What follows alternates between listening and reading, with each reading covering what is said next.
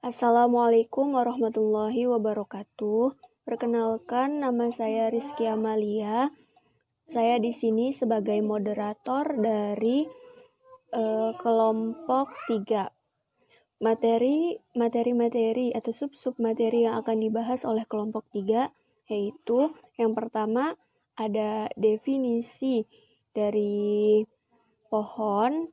Kemudian yang kedua ada rotate tree, yang ketiga ada sifat-sifat, yang keempat ada binary search, yang kelima ada decision tree.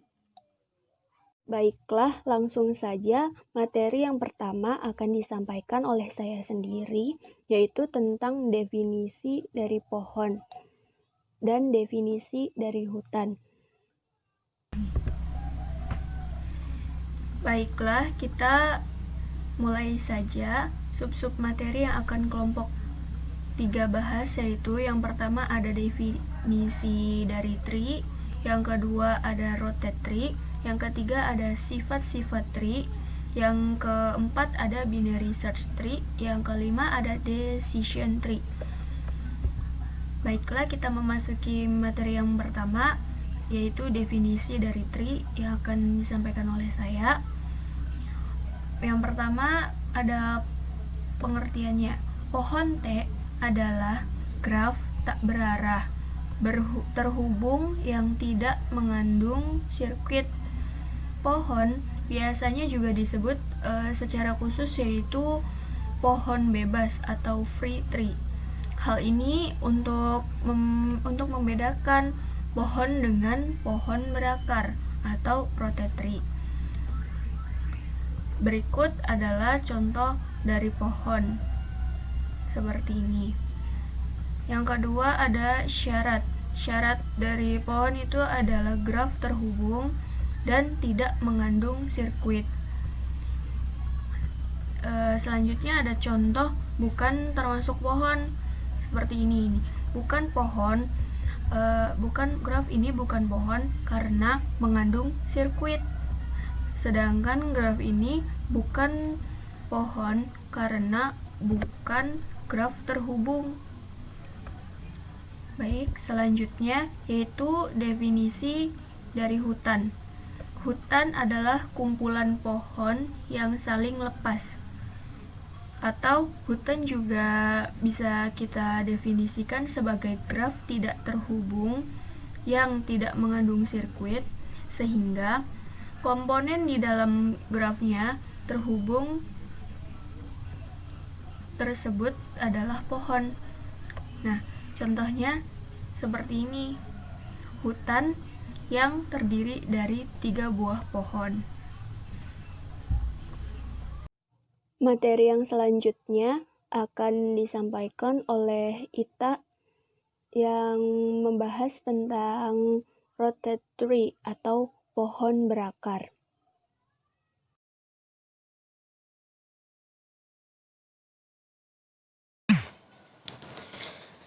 Nah, di sini saya akan menjelaskan tentang rotate tree atau pohon berakar.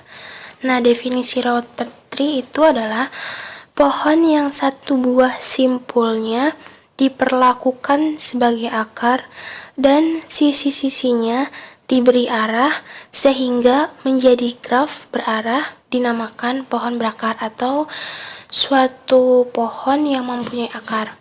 Nah, rotate tree atau pohon berakar ini mempunyai unsur-unsur. Yang pertama, ada akar pohon, yaitu titik sumber yang biasanya ditandai dengan lingkaran. Yang kedua, daun pohon, yaitu setiap titik yang bukan akar dan tidak memiliki cabang. Yang ketiga, ada tinggi pohon, yaitu panjang rusuk maksimum dari akar sampai daun. Yang keempat, ada berat pohon di suatu titik, yaitu jumlah rusuk maksimum dari semua cabang di titik tersebut. Yang kelima, ada titik berat pohon, yaitu titik di mana berat pohon di titik tersebut minimum. Dan yang terakhir itu ada pusat berat, yaitu himpunan titik berat. Nah, di sini ada contohnya, contoh rotate tree atau pohon berakar. Ada akar pohon, yaitu ditunjukkan oleh huruf A dan titik cabang ditunjukkan oleh huruf B, C, D, dan F, sementara daun ditunjukkan oleh huruf G, E, H, dan I. Lalu ada tinggi pohon, yaitu 3. Nah, yang dimaksud 3 itu maksudnya rusuk maksimum dari akar ke daun. Jadi dari akar ke daun itu ada berapa titik. Nah, titik tersebut itu menjadi tinggi pohon atau bisa dibilang panjang rusuk maksimum dari akar sampai daun. Terima kasih. Selanjutnya, materi yang akan disampaikan oleh Rahmatika yang membahas tentang sifat-sifat dari pohon, sifat-sifat tres. Bismillahirrahmanirrahim. Assalamualaikum warahmatullahi wabarakatuh. Halo semuanya, perkenalkan nama saya Rahmatika Anjani. Sebelumnya terima kasih kepada moderator yang telah memberikan saya izin untuk menyampaikan materi selanjutnya. Nah, materi yang akan saya sampaikan yaitu mengenai sifat-sifat dari pohon ataupun pohon berakar. Untuk lebih lanjutnya, yuk kita simak videonya. Sifat pohon yang pertama yaitu misalkan G merupakan suatu graf dengan N buah simpul, maka tepat N dikurangi 1 buah sisi. Atau N dikurangi 1 adalah jumlah sisinya. Nah, misalkan kita mempunyai graf seperti gambar di sini, di mana titik-titik ini itu disebut sebagai simpul dan garis-garis yang menghubungkan titik-titik disebut sebagai sisi atau ruasnya. Maka dengan itu berarti kita hitung dulu simpulnya ada berapa. Nah, ternyata simpul di sini memiliki 6 buah. Maka jumlah dari sisinya yaitu jumlah simpul dikurangi 1. 6 dikurangi 1 sama dengan 5. Maka kita hitung ada berapa sisi atau ruas pada gambar tersebut. Nah, ternyata benar ada 5. Untuk sifat pohon yang kedua yaitu jika G tidak memiliki sirkuit, maka G merupakan pohon. Kita kembali lagi ke graf yang tadi, di mana graf ini tuh termasuk ke dalam pohon karena graf ini tidak memiliki sirkuit. Sirkuit itu misalkan kita dimulai dari titik yang pertama, nah berakhir juga di titik yang pertama. Jadi seperti siklus. Untuk sifat yang ketiga yaitu setiap pasang simpul di dalam suatu pohon terhubung dengan lintasan tunggal. Jadi misalkan ini adalah grafnya atau pohonnya. Nah, di mana si simpul ini tuh hanya memiliki satu pasangan, jadi nggak bisa bercabang gitu. Nah, walaupun di graf ini ada yang bercabang, tapi di sini tuh tidak membuat siklus, jadi masih bisa dikatakan pohon.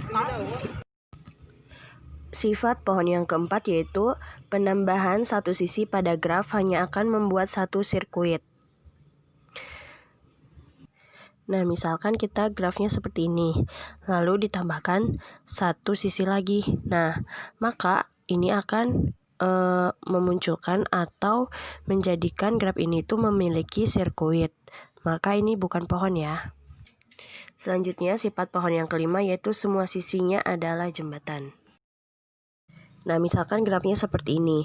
Apabila kita menghapus satu sisinya, maka graf ini tuh akan terpecah menjadi 2 komponen. Dan ini bukan disebut sebagai pohon.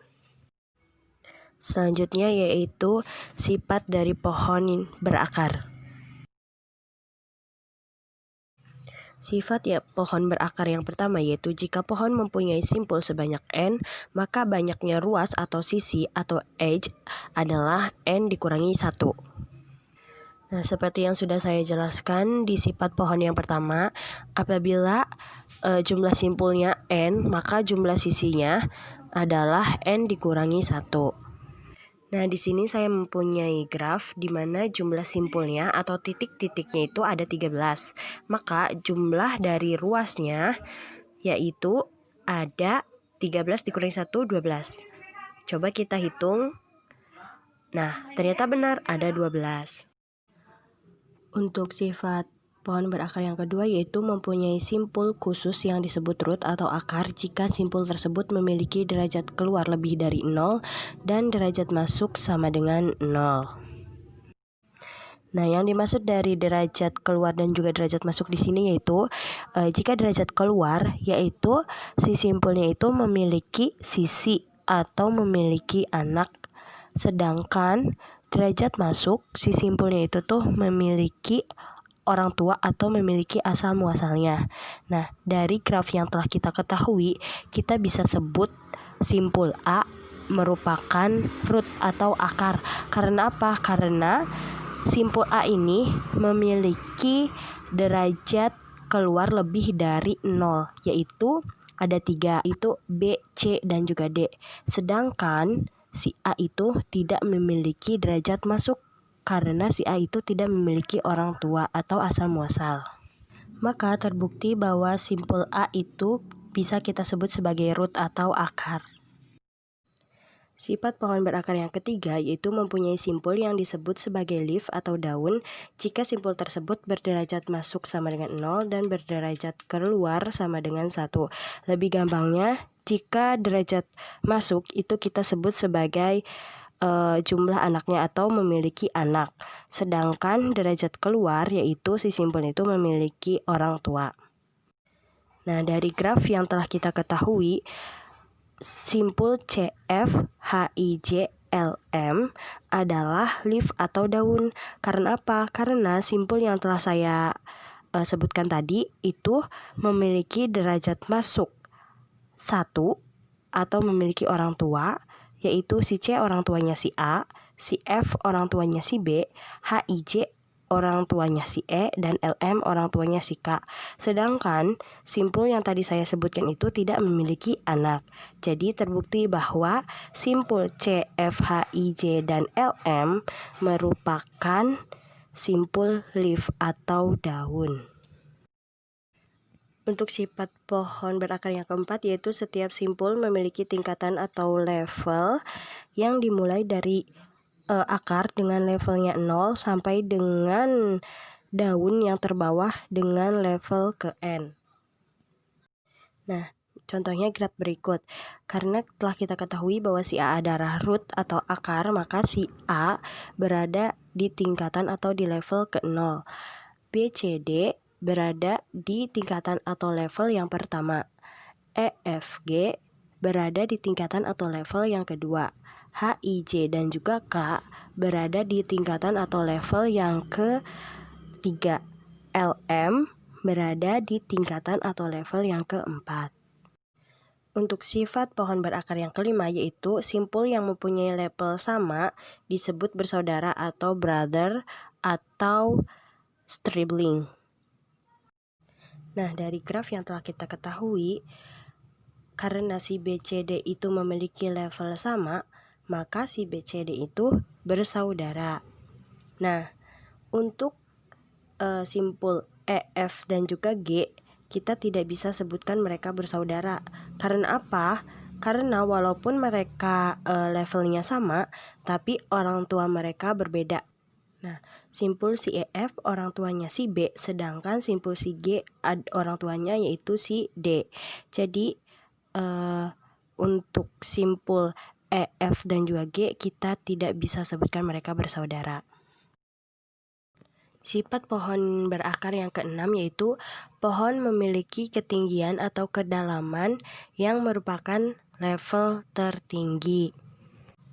Nah, dari graf yang telah kita ketahui, graf berakar atau pohon berakar di sini memiliki ketinggian atau kedalaman yaitu 4 karena level tertingginya yaitu 4.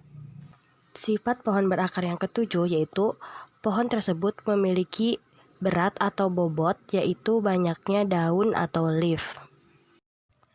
Dari graf yang telah kita ketahui, kita hitung terlebih dahulu leafnya atau daunnya, di mana dari graf tersebut memiliki leaf atau daun yaitu simpul C, F, H, I, J, L, dan juga M. Maka jika kita jumlahkan, jumlah daunnya yaitu 7. Itu artinya bahwa graf tersebut memiliki berat atau bobot sebanyak 7. Nah, bagaimana? Sekarang sudah lebih paham kan materi mengenai pohon? Selanjutnya saya kembalikan lagi kepada moderator. Terima kasih. Materi yang selanjutnya akan disampaikan oleh Raju yang membahas tentang binary search tree. Assalamualaikum warahmatullahi wabarakatuh. Perkenalkan, saya Raju Abdul. Pada kesempatan kali ini saya akan membahas tentang salah satu penerapan pada pohon biner, yaitu binary search tree. Sebelum ke pembahasan tersebut, saya akan mengulas terlebih dahulu tentang apa itu pohon biner. Untuk lebih jelasnya, mari perhatikan slide berikut. Terima kasih. Baiklah, seperti ini slide-nya. Binary tree atau pohon biner. Ditinjau dari definisinya, pohon binary adalah pohon berakar yang penting. Kenapa? Karena setiap titik cabang pohon binary dapat mempunyai 2 anak cabang, 1 anak cabang, serta tidak mempunyai anak cabang. Adapun ditinjau dari istilah-istilah yang berkaitan, maka ada 2 istilah yang seringkali atau dikenal dalam pohon biner. Yang pertama ada titik internal, yang kedua ada titik terminal. Apa sih titik internal? Titik internal yaitu titik yang mempunyai 2 anak cabang. Sedangkan titik terminal yaitu titik yang tidak memiliki anak cabang atau daun. Itulah istilah-istilah yang berkaitan. Selanjutnya tentang teorema. Ada teorema seperti berikut. Bila sebuah pohon binary full dan mempunyai titik internal, maka titik internalnya ada di I plus 1 dan jumlah semua titiknya 2 dikali I plus 1. Untuk membuktikan dari teorema tersebut, mari kita perhatikan contoh pohon biner berikut. Nah, kita identifikasi apa tadi pengertian titik internal, yaitu titik yang mempunyai 2 anak cabang. Maka titik internal ini yaitu A, B, C, D, E, F, dan G. Karena semuanya yang tadi saya sebutkan memiliki 2 cabang, makanya dinamakan titik internal, atau sama dengan 7 jumlahnya, dan 7 sebagai I. Adapun titik terminalnya yaitu ditinjau dari pengertiannya tadi, titik terminal yaitu titik yang tidak memiliki anak cabang atau daun.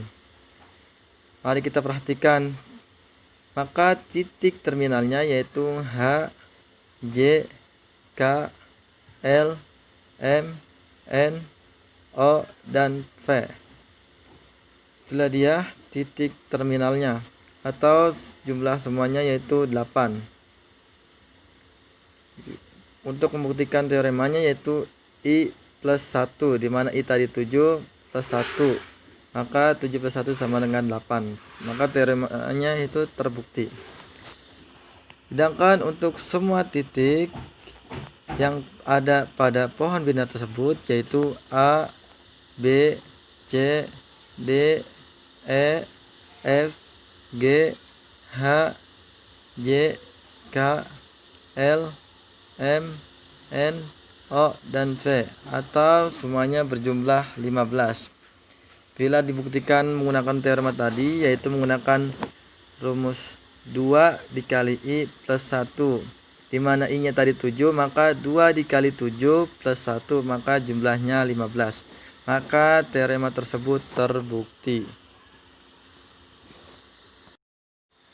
Saya lanjut ke pembahasan intinya, yaitu tentang binary search tree.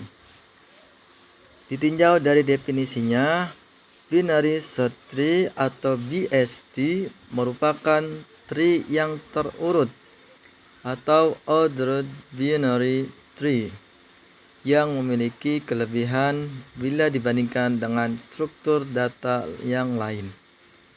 Di antara kelebihannya yaitu terdapatnya proses pengurutan atau sorting dan terdapat proses pencarian atau searching. Keduanya dapat dilakukan bila data sudah tersusun dalam struktur data BST. Adapun teorema atau aturannya seperti berikut, terdapat dua ya. Yang pertama, semua data di bagian kiri subtree dari node T selalu lebih kecil dari data node T itu sendiri. Yang kedua, semua data di bagian kanan subtree dari node T selalu lebih besar atau sama dengan data dalam node T. Untuk lebih jelasnya, saya akan memberikan contoh sebagai berikut. Bila diketahui sederetan data, di antaranya yaitu 5, 3, 7, 1, 4, 6, 8, dan 9. Maka pemasukan data tersebut dalam struktur data BST adalah, maka langkah-langkah pengerjaannya seperti berikut. Mari kita perhatikan gambarnya. Pada langkah pertama, yaitu memasukkan angka 5 pada pohon binarnya. Selanjutnya pada langkah kedua, memasukkan angka 3. Kenapa 3 disimpan di sebelah kiri? Karena menurut teorema atau aturannya, bila subtree dari node T selalu lebih kecil dari data dalam node T itu sendiri, maka ada di bagian kiri. Ya, jadi 3 itu lebih kecil dari 5. Makanya disimpan di sebelah kiri. Kita lanjut ke langkah ketiga, yaitu memasukkan angka 7. Menurut teorema atau aturannya, 7 itu lebih besar dari angka 5. Maka menurut teorema, 7 berada di sebelah kanan angka 5. Ya, paham sampai sini? Selanjutnya ke langkah keempat, yaitu memasukkan angka 1. Di mana angka 1 lebih kecil dari angka 3. Makanya angka 1 disimpan di sebelah kiri angka 3. Selanjutnya ke langkah kelima, yaitu memasukkan angka 4. Di mana angka 4 itu lebih besar dari angka 3. Maka angka 4 disimpan di sebelah kanan dari angka 3. Bila menurut teorema tadi ya. Lanjut ke angka 6 atau langkah 6, yaitu memasukkan angka 6 ya. Dimana angka 6 lebih kecil dari 7. Maka angka 6 disimpan di sebelah kiri dari angka 7. Selanjutnya langkah ketujuh yaitu memasukkan angka 8. Kita akan tahu angka 8 itu lebih besar dari 7 ya. Oleh sebab itu, maka angka 8 disimpan di sebelah kanan dari 7. Selanjutnya itu langkah ke-8, memasukkan angka 9. Kita masukkan angka 9 di sebelah kanan angka 8. Kenapa demikian? Karena menurut teorema, semua data di bagian kanan subtree dari node T selalu lebih besar atau sama dengan dalam data node T. Adapun teman-teman mungkin ada yang bertanya seperti ini. Apakah bisa angka 9-nya disimpan di sebelah kanan angka 1, di sebelah kanan angka 4, atau di sebelah kanan angka 8? Gimana kira-kira menurut teman-teman? Tidak bisa ya, karena sebelah kanan ini yaitu urutannya dari atas. Jadi dari angka 5-nya. 5 dengan 7 lebih besar 7. 7 dengan 8 lebih besar 8. 8 dengan 9 lebih besar 9. Makanya akan ke kanan terus.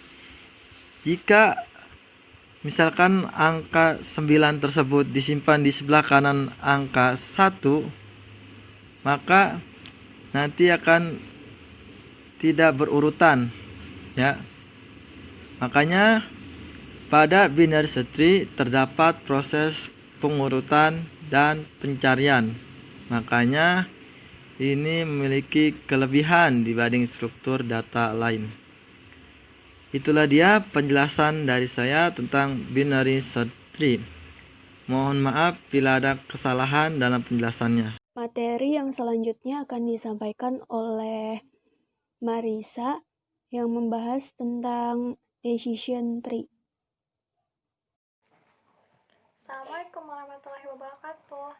Perkenalkan, nama saya Marisa Nomasari. Di sini saya akan menjelaskan mengenai decision tree. Decision tree atau pohon keputusan merupakan salah satu penerapan dari pohon binar.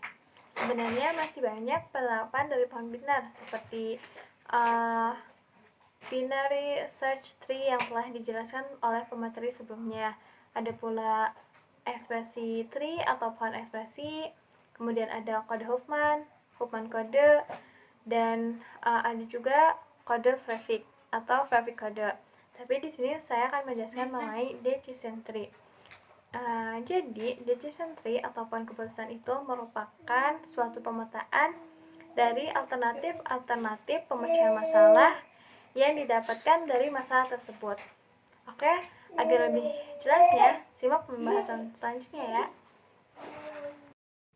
Oke, kita ke pembahasan selanjutnya. Tadi telah dijelaskan bahwa decision tree itu merupakan salah satu penerapan dari pohon binar. Nah, lalu apa sih manfaat dari decision tree? Adapun manfaat dari decision tree adalah untuk membreakdown atau memecahkan proses pengambilan keputusan yang kompleks menjadi lebih simpel. Sehingga pengambilan keputusan akan lebih menginterpretasikan atau akan lebih menggambarkan solusi dari permasalahan itu sendiri. Nah, jadi secara konsep, decision tree ini yaitu mengubah data-data menjadi sebuah pohon keputusan yang merepresentasikan aturan-aturan dari sebuah keputusan. Jadi, sederhananya, konsep dari decision trees yaitu data dirubah menjadi decision tree atau pohon keputusan. Kemudian dari situ didapatkan rule atau aturan dari keputusan tersebut. Nah, jadi decision trees berisi yang pertama itu faktor-faktor kemungkinan atau alternatif yang dapat kita ambil. Yang kedua itu estimasi hasil akhir yang akan didapat bila kita memilih alternatif tersebut. Sini ada contoh mengenai pohon keputusan. Nah, jika dilihat dari pohon keputusan ini, ada beberapa struktur di pohon keputusan itu. Yang pertama itu ada root node atau akar simpul, yaitu sebuah simpul yang hanya memiliki edges atau sisi yang keluar. tetapi tidak memiliki edges atau sisi yang masuk. Yang kedua, ada internal node atau simpul internal, yaitu sebuah simpul yang memiliki edges yang masuk dan edges yang keluar, atau bisa disebut juga sebagai simpul percabangan. Nah, yang ketiga, yang terakhir, ada terminal node atau simpul terminal. Simpul terminal ini yaitu sebuah simpul yang hanya memiliki satu edges yang masuk atau satu sisi yang masuk, tetapi tidak memiliki edges atau sisi yang keluar. Atau nama lain dari terminal node adalah leaf atau daun. Saya akan memberikan contoh mengenai pohon keputusan untuk mengurutkan 3 buah elemen. Dimisalkan 3 buah elemen itu yaitu A, B, dan C. Nah, yang pertama, kita mengurutkan dulu antara elemen A dan B. Nah, maka di root node atau di simpul akar, kita menuliskan A berbanding B. Nah, ketika kita membandingkan antara A dan B, maka ada 2 alternatif yang bisa kita ambil, yaitu bisa saja si A-nya itu lebih besar dari si B, atau bisa juga si B-nya yang lebih besar dari si A. Maka dari sana kita membuat 2 cabang. Yang ke kanan yaitu A-nya lebih besar dari B, dan yang ke kiri B-nya itu lebih besar dari A. Kemudian kita lanjutkan dulu untuk di cabang yang sebelah kiri, yaitu yang B lebih besar dari A. Nah, ketika B lebih besar dari si A, maka bilangan yang terbesar yaitu si B, kita bandingkan lagi dengan elemen yang lain yaitu C. Maka kita tulis lagi B berbanding C. Nah, ketika elemen B dibandingkan dengan elemen C, maka ada 2 alternatif yang bisa kita ambil lagi, yaitu bisa saja si B-nya itu lebih besar dari si C, atau si C-nya yang lebih besar dari B. Nah, jadi dibikin 2 cabang kembali. Sisi kanan ketika B-nya itu lebih besar dari C, dan sisi yang sebelah kiri ketika si C-nya itu lebih besar dari B. Nah, ketika si C-nya itu lebih besar dari si B, maka bisa langsung kita ambil kesimpulan. Tadi kan si B-nya lebih besar dari A. Kemudian, kalau si C-nya itu lebih besar dari si B, maka kesimpulan yang didapat itu C lebih besar dari B, lebih besar dari A. Nah, tetapi ketika si B-nya itu lebih besar dari si C, maka untuk itu ada 2 buah elemen yang lebih besar dari si B, yaitu si A dan si C. Maka kita harus membandingkan lagi antara A dan C. Nah, ketika kita membandingkan lagi antara si A dan si C, ada 2 alternatif lagi, yaitu bisa saja si A-nya lebih besar dari si C, atau si C-nya yang lebih besar dari si A. Maka kita membuat 2 cabang lagi. Yang ke kanan, A-nya itu lebih besar dari si C, dan yang ke kiri itu C-nya lebih besar dari A. Nah, ketika si C-nya itu lebih besar dari si A, maka bisa diambil kesimpulan bahwa si B lebih besar dari si C lebih besar dari A, gitu. Tetapi ketika si A-nya yang lebih besar dari si C, maka bisa juga diambil kesimpulan B lebih besar dari si A, lebih besar dari C. Dilanjutkan ke cabang yang sebelah kanan dari root node, yaitu ketika A-nya lebih besar dari B.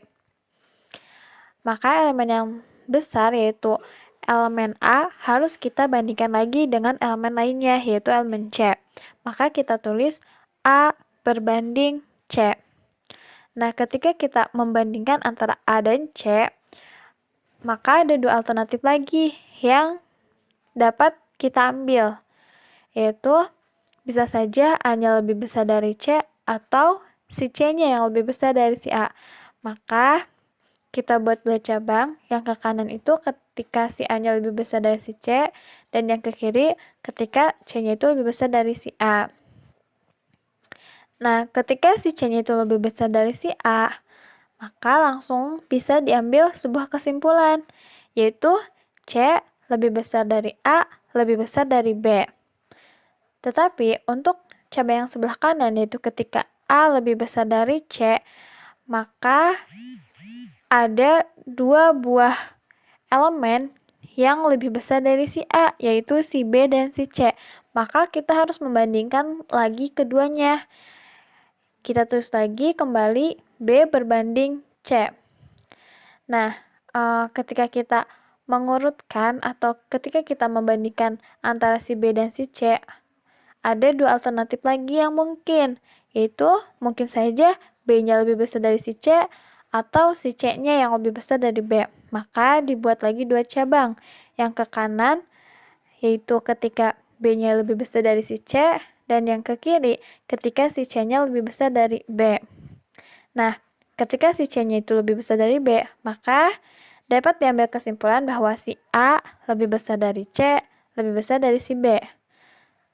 Nah, tetapi untuk yang sebelah kanan, ketika si B-nya lebih besar dari si C, maka dapat diambil kesimpulan A lebih besar dari B, lebih besar dari si C.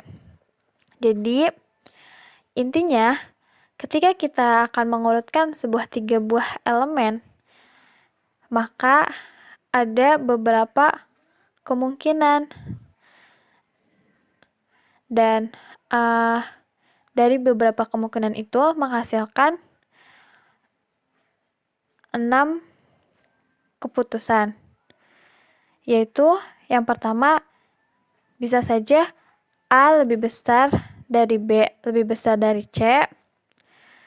Keputusan kedua bisa saja A lebih besar dari C, lebih besar dari B. Keputusan ketiga C lebih besar dari A, lebih besar dari B. Keputusan keempat B lebih besar dari A, lebih besar dari C. Keputusan yang kelima, B lebih besar dari C, lebih besar dari A.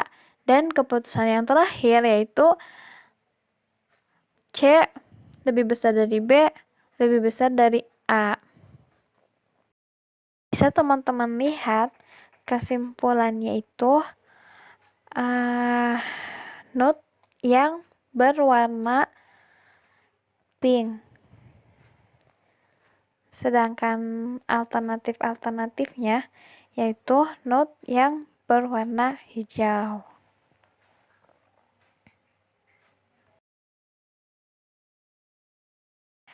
Contoh yang kedua yaitu contoh pohon keputusan dengan hasil yang memiliki sisi positif dan negatif. Misalkan nih, kita mau bekerja, tetapi masih bingung antara terima tawaran di Bandung atau di Jakarta.